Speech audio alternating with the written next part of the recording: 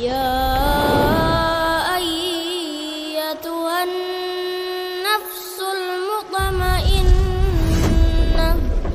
ارجعي إلى ربك راضية مرضية فادخلي في عبادي وادخلي jannati. Jadi sebenarnya itu semua tergantung pada kita ya. Alhamdulillah sendiri saya sebagai anggota Polri, anggota polisi itu alhamdulillah dari pimpinan sendiri sangat mendukung dengan adanya itu. Karena di setiap saya ngaji ke wilayah-wilayah itu selalu tersisip pesan-pesan Kamtibmas. Di situ alhamdulillah dari pimpinan sendiri sangat mendukung. Dari pimpinan Polri sendiri itu sangat mendukung. Kalau dibilang kendala itu semua tergantung kitanya. Sejatinya kalau kita nggak membuat itu menjadi pusing, ya kita aman-aman saja. Semuanya tergantung kita cara menerimanya dan kita menata. Yang utama kalau waktunya dinas kita juga dinas, kita masuk setiap hari juga masuk. Kalau kita baru di sela-sela kita waktu kosong kita berusaha. Oh ini jamnya ngaji ke sana kita bagi. Yang intinya hanya saya berharap kepada Allah itu hanya satu. Gimana caranya hidup saya itu bisa lebih bermanfaat lagi kepada semua. Cuma kayak gitu. Jadi saya sendiri tidak ada gagasan muluk-muluk kayak dulu saya itu dilombakan menjadi polisi teladan atau babin berprestasi atau dari Kamtibmas. Di situ kalau bagi saya semua itu hanya bonus. Kalau juara ya alhamdulillah, kalau enggak ya intinya kita hidup itu enggak usah bermuluk-muluk kita itu mencari ini. Yang penting kita itu menjaga niat dan menjaga hati. Sejatinya apa toh? Sejatinya rusaknya semua itu karena persepsi. Karena Allah sendiri itu hanya melihat, yang pertama adalah melihat niatan kita. Sedangkan niat itu kita tidak ada yang tahu, hanya diri kita kepada Allah. Yang kedua adalah hati. Sedangkan hati itu yang tahu kita sama Allah, gitu loh. Tapi kita sebagai manusia itu sukanya itu ini mengoreksi. Jadi kita tidak pernah melihat kebaikan dan kebaikan, tapi kita melihat wah ini gini. Tapi kita orang tidak pernah bingung karena kita hidup kita hanya buat ta'aluk kepada Allah. Jadi dari situ sendiri alhamdulillah semua akan tertata. Makanya dari situ pentingnya segi tasawuf itu masuknya di situ itu. Karena sejatinya tasawuf torekoh itu sendiri adalah pembersih dari kotoran-kotoran penyakit hati. Jadi orang itu menilai jelek itu kalau bagi saya ini. Karena sejatinya benar salah itu hanya Allah. Kita nggak usah menilai. Kalau kita menilai itu ya Tuhan gitu loh. Kalau saya sendiri janganlah jadi penonton, tapi jadilah jadi pemain. Kalau orang sekarang kan banyak orang menjadi penonton, seolah menghakimi sana sini. Kalau bagi saya lebih cenderung saya sendiri itu lebih banyak mending kita diam. Kita berusaha buat manfaat, kita udah nggak usah dipikir nanti gimana keadaannya, biar Allah lah yang menentukan semua.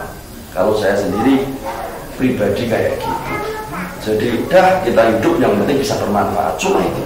Pun kalau yang lain bonus kayak kemarin diberikan umroh gratis dari Kapolres, kita juga itu sebuah bonus. Kita dikasih uang buat bangun lagi, itu sebuah bonus. Kalau saya sendiri, kalau yang lain itu adalah sebuah bonus.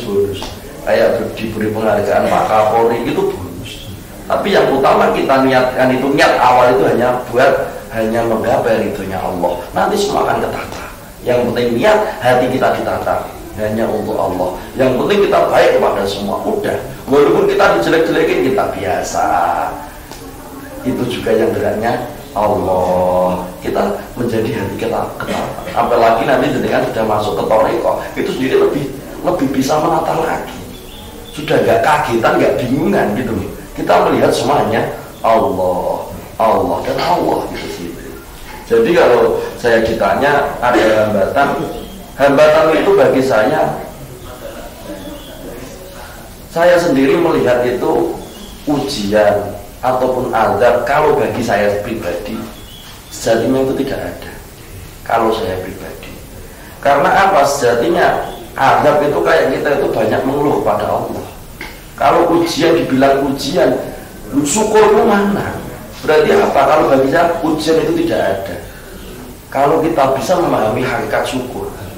Sedangkan kita itu banyak mengeluh. Kadang satu tangannya yang sakit, tapi kita setiap hari mengeluh dan mengeluh. Dan syukurmu yang nikmat yang lain mana gitu loh. Makanya itulah pentingnya kita bertorekoh itu di sini. Kita menata lahir batin kita hanya untuk kepada Allah.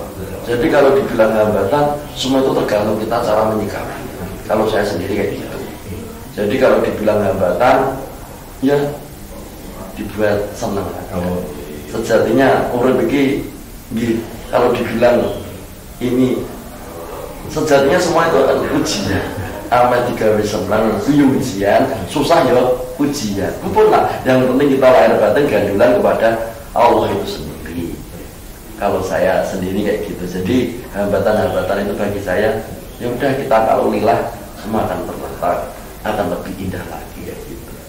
Lanjut Pak Kiai, ini kan Pak Kiai sudah memiliki santriwan dan santriwati kurang lebihnya 300. Bagaimana nih Pak Kiai menyikapi dan mengelolanya pondok ini nih, dengan katanya tadi Pak Kiai bilang ya menerima dari beberapa titipan yang memang tidak memiliki orang tua, ya kan, tidak ada ini itu ini. Bagaimana nih menyikapi nih Pak Kiai ini? Mengolah 300 itu tidak mudah ya Pak Kiai ya. Jadi semua santri di pondok kami itu gratis, dari makan, minum, sekolah, semua kita fasilitasi. Dengan harapan apa? Gini, kita harus dipahami dulu. Sejatinya jenengan sholat itu hanyalah ibadah buat jenengan sendiri. Jenengan puasa itu ibadah buat diri sendiri. Dan puncak dari tertinggi dari semua itu adalah manusia itu yang memanusiakan manusia. Jadi puncak tertinggi dari beragama itu memanusiakan manusia. Jadi kita yang bisa bermanfaat kepada sesama. Dari situ alhamdulillah saya tidak melihat ini. Alhamdulillah ada jalan. Jadi semua di pondok itu semua gratis. Beras saja itu di pondok itu dalam satu bulan itu habisnya 1,5 ton. 1,5 ton itu buat sayurnya saja itu sekali belanja itu 3 juta. Kalau seminggu 2 kali berarti 6 juta. Kalau dikali sebulan sudah berapa? Tapi alhamdulillah lantaran itu semua saya tidak paham juga apa semua itu saya menjadi wasilah kepada anak-anak saya itu. Saya diundang isi pengajian, alhamdulillah kadang dikasih amplop. Dari amplop itu sendiri kita kumpulkan, setiap hari kita kumpulkan, dan nanti pemasukan berapa, pengeluaran berapa, alhamdulillah. Tapi juga pernah, karena pondok kita itu nggak pernah proposal, nggak pernah minta-minta, lunas itu tetap yang setiap bulan itu belum ada. Jadi kita ya itu mengandalkan doa, karena doa lah yang merubah segalanya. Dari situ saya tuh sampai itu kadang saya masih nangis sampai melihat anak-anak sendiri. Kadang saya masih nangis melihat Allah mengatur kayak gitu. Kok Allah mengatur kayak gini ya? Bahwa sejatinya kita harus bisa menyadari bahwa kesempurnaan semua itu kita harus bisa menyadari bahwa kesempurnaan yang hakiki adalah buat penyempurna. Jadi adanya plus minus itu ada, ibunya jadi ibu bapaknya nggak ada, itu sendiri adalah ibunya nggak kita yang melengkapi. Itu sendiri adalah hidup yang bisa kita yang melengkapi. Jadi hidup yang bisa. Jadi kalau dipikir di pondok itu kalau dibilang berat, jadi kalau dipikir kalau dibilang berat Ya biasa, kita kalau cara dibilang menerima biasa, semua. ya biasa. Jadi anak-anak itu kita cara menerima. sehari semalam nggak makan. Jadi anak-anak itu pernah dikarenakan sehari beras semalam nggak punya. Dan kita dikarenakan apa? Beras kita nggak nggak boleh. dan kita Ngemis-ngemis di jalan kita nggak boleh. boleh. Kita muter-muter ke ngemis-ngemis di jalan nggak boleh. Kita muter-muter ke rumah. Kenapa kok saya nggak? ngasih pembelajaran kepada Kita anak boleh. saya seperti Kenapa itu? kok saya ngasih pembelajaran kepada anak saya seperti itu? Jangan. Kita itu masih Kita hidup minallah semua datang dari Allah. Kita Dan kembali kepada Allah. semua datang dari Allah dan kembali kepada Allah. Semua izinnya, semua adalah titipannya. Jadi kita harus memahami itu. Makanya saya mendoktrin anak-anak saya itu tauhidnya harus benar-benar dicek dulu kepada Allah. Jadi tidak ada rasa risau sedikit pun. Alhamdulillah, walaupun sehari semalam saya juga puasa, anak-anak juga puasa. Itu dulu perjalanan itu waktu saya umroh. Kan saya umroh itu pulang umroh itu sampai pondok anak-anak ada yang deket saya nangis. Bilang kalau berasnya habis, bilang sayurnya habis. Kemudian saya cuma alhamdulillah panjenengan saya Parihano bisa masih memberi saya kesehatan. Kemudian dari situ saya tidak ada ragu, yakin. Kemudian anak-anak nanti malam berdoa. Itu belum puasa. Kemudian alhamdulillah dari itu kita malam berdoa. Saya bilang sama Allah, Allah ya Allah, Engkau mengatur saya seperti ini. Saya suruh anak-anak saya suruh bersamai, tapi anak-anak saya itu beras gak punya, lauk gak punya, mau makan gimana? Kemudian Allah, ya itulah luar biasanya Allah. Kemudian subuh saya itu ditelepon, anak-anak ada puasa, saya juga puasa karena apa? Gak punya apa-apa, gitu loh. Sampai sehari semalam gak bisa makan, gak bisa minum. Ya itu kita puasa gara-gara gak punya apa-apa. Kemudian dari itu ya habis subuh itu dapat telepon dari takmir masjid itu. Sudah pulang dari umroh. Alhamdulillah sehat ini malah saya terus balik. Alhamdulillah ini nanti malam ada acara pengajian. Jenengan ngisi saged gitu. Ya bisa. Kemudian saya bilang bisa. Ya, bisa. Alhamdulillah. Tapi takmirnya masjid ini lucu juga. Alhamdulillah. Tapi takmirnya masjid ini lucu. Ini juga. Saya mau ke saya mau sama keluarga jadi gak bisa nemenin acara ini sama keluarga jadi gak bisa nemenin. Saya ini pulang ziarahnya. Saya bilang kan saya polisi nyuri bisa termasuk gak sih duit itu gak punya apa sama sekali. Polisi nyuri saya itu juga di duit itu gak punya usah sekali. Besok saja padahal saya berharap dapat TKI gitu loh. Sebenarnya sudah gak punya apa dapat TKI gitu loh. Dari situ sendiri dari situ kemudian ditransfer 1 juta. Kemudian saya nangis, ya Allah ternyata 1 juta. Saya nangis, ya Allah ternyata sudah benar-benar hilang pun. Kemudian anak-anak tak suruh belanja buat buka bersama. Kemudian anak-anak belanja sayur habis 750. Belanja beras, belanja sayur. Kemudian habis itu buka semua. Habis itu isak saya ngaji. Kemudian habis itu buka semua. Isak saya ngaji. Masih bisa saya ngaji itu. Lah, kok jam masih 200 istri pengen lahiran. Ya Allah, jam 11 malam itu istri pengen lahiran. Ini terus gimana? Uang 250.000 istri pengen lahiran karena anak saya mau lahir. Habis itu mobil nggak punya, adanya motor. Kemudian telepon jamaah itu adanya motor pickup, mobil pickup itu. Jadi istri tak suruh di depan, saya di belakang sama santri. Saya malah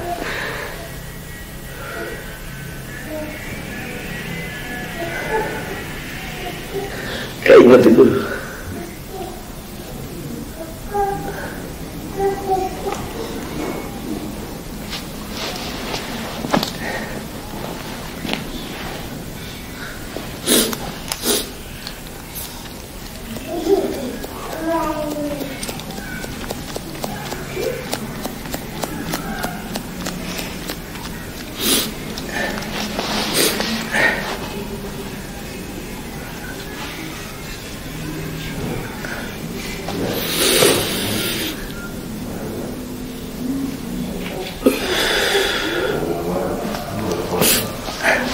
Malah ini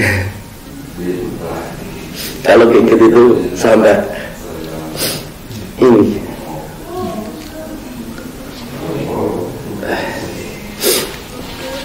Kemudian saya itu pulang haji malam itu, istri pengen lahiran, mobil gak punya itu. Kemudian telepon jamaah, alhamdulillah ada mobil, tapi mobil pickup itu.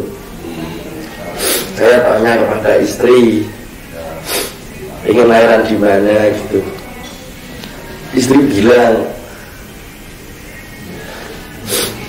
ke rumah sakit yang bagus itu, ke rumah sakit yang bagus itu, dikasih ibu di Solo itu, dikasih istri di depan, saya di belakang. Jadi istri di depan, saya di belakang. Belakang itu sama santri, nggak bawa apa-apa. Di pickup belakang itu sama Cuma santri, bawa uang. nggak bawa apa-apa, 200. cuma bawa uang. Kemudian saya 200. sampai kasih ibu itu saya, Kemudian saya nyampe Ya kasih Allah. ibu itu saya nangis.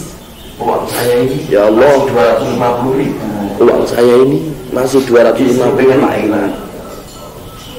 Istri pengen lahiran. Saya yakin jenengan nanti Tapi yang ngatur semua. saya yakin jenengan nanti Dari yang situ ngatur saya nggak semua. paham juga, istri pagi itu lahiran. Dari situ saya saya nggak tidak paham juga, dipanggil. istri pagi itu lahiran, Dipanggil. saya tidak dipanggil, Ke dipanggil tempat kasir pembayaran itu.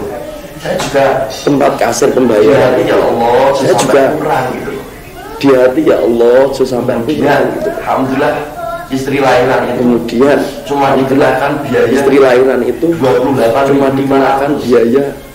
Ternyata saya itu polisi, ternyata sudah ada BPJS. Ternyata saya itu Jadi saya polisi, sangat ternyata sudah ada BPJS. Alhamdulillah istri lahiran bisa lancar, suruh bayar 28.500 itu. Alhamdulillah. Kemudian dari itu sama saat itu seneng, ayo makan gitu. Lah kan malam nggak makan kita, habis ngaji langsung ngantar istri ke rumah sakit. Habis itu makan gitu bisa merokok itu, Pak. Ya Allah ya Allah. Ternyata semua itu itu. Habis itu lahiran, alhamdulillah ini sampai lahiran itu ditelepon sama Habib Syekh itu. Lahiran ya? Iya, bilang iya Pak. Kemudian diberi nama sama beliau Habib Syekh itu. Namanya anakmu Ahmad Zaini gitu. Karena waktu lahirnya itu pas Hol Akbar Martapura, guru IJ, guru Ahmad Zaini Martapura. Namanya makanya Ahmad Zaini anak itu. Tapi saya kemudian telepon guru saya lagi, Habib Nuh itu yang dulu mau pondok itu berdiri karena beliau, uangnya beliau yang dulu bangun pondok itu. Itu telepon anakmu nanti namanya Nuh, jenengku di anakmu. Jadi saya telepon Pekalongan, tempat Habib Lutfi itu dikasih nama Alawi. Jadi dari tiga-tiganya itu tak gabungin, jadi namanya Ahmad Nuh Zaini Alawi. Alhamdulillah yang kemarin sama Kang Agus itu, alhamdulillah kayak gitu. Jadi di pondok itu kita ngandalkan lillah, bener-bener kita itu nggak boleh risau atau ragu gitu loh. Makanya pentingnya kita berzikir, kita bertasawuf, kita bertorekon di situ itu. Karena kerisauan, kegalauan, kegundah gulana itu disebabkan karena apa? Yaitu kotornya roh. Kalau zikir, torekon itu sendiri adalah sebagai sarana pembersih penyakit-penyakit hati, kotoran-kotoran di hati kita, kotoran-kotoran di roh kita. Makanya kita itu selalu berzikir kepada Allah kayak gitu. Jadi kayak gitu Mas. Malah sampai ini kalau ingat itu ini. Jadi kadang saya itu pulang malam, pulang dinas gitu.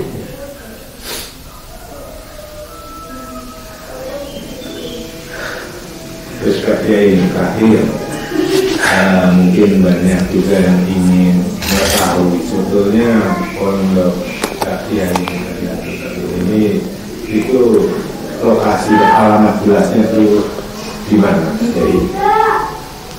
Jadi pondok kami itu ya di Desa Manjung. Saya itba kepada guru-guru dulu itu, kalau bisa itu di mana tempat, di mana bumi dipijak, di situ langit dijunjung. Maka dari situ saya memberikan nama pondok kami itu nama desa. Jadi pondok pesantren Santri Manjung. Alamatnya Dusun Manjung Wetan, Desa Manjung, Kecamatan Wonogiri, Kota Kabupaten Wonogiri, Jawa Tengah. Dan di situ hubbul watan minal iman, kecintaan tanah air adalah sebagian daripada iman. Makanya saya nggak tak kasih nama Arab gitu, karena Allah itu lebih tahu gitu. Kalau niatan kita, jadi ini kita itu belajarlah. Kalau sudah kita berjalan untuk berusaha memperbaiki diri itu, kita belajar benar-benar kita selalu husnudzon. Kalau saya sendiri itu kepada anak-anak itu puncak dari tertinggi dari tasawuf adalah selalu berprasangka baik, walaupun itu kepada sesama maupun kepada semua. Jadi puncak tertinggi bagi saya itu adalah selalu berpikiran positif. Jadi kalau dari pikiran itu menjadikan keyakinan, dan keyakinan itu yang dijabah oleh Pangeran, maka dari situ kita harus benar-benar menjaga pikiran, kita menjaga hati kita, keyakinan kita jaga semua. Nanti semua akan menjadi lebih ketata lagi. Makanya pondok kami itu berprinsip dakwah itu kan mengajak kebaikan. Jadi dakwah itu sendiri adalah mengajak, sedangkan mengajak kewajiban, mengajak kebaikan itu adalah kewajiban semua orang. Makanya di pondok itu tulisannya dakwah bukanlah profesi, tapi semua profesi buatlah dakwah. Jadi mengajak kebaikan itu nggak harus Pak Kiai, Pak Ustaz, tidak. Jenengan sesuai porsi masing-masing. Jadi jenengan petani juga bisa mengajak kebaikan sesuai dengan porsinya. Yang Pak semua itu bisa dengan profesi masing-masing. Maka dari situ saya tidak paham kok dakwah itu menjadi profesi, menjadi pekerjaan untuk menghasilkan uang. Lilahnya mana lagi nanti? Kayak gitu. Sebenarnya kita itu diajari mbah-mbah kita itu dulu, mbah-mbah Dewi itu lillah. Semua itu hanya untuk mengharap ridhonya Allah. Kalau semua itu sudah enak nanti. Jadi perjalanannya kayak gitu. Jadi di pondok itu dakwah bukanlah profesi, tapi semua profesi buatlah dakwah. Karena sebaik-baik manusia adalah orang yang bisa bermanfaat kepada orang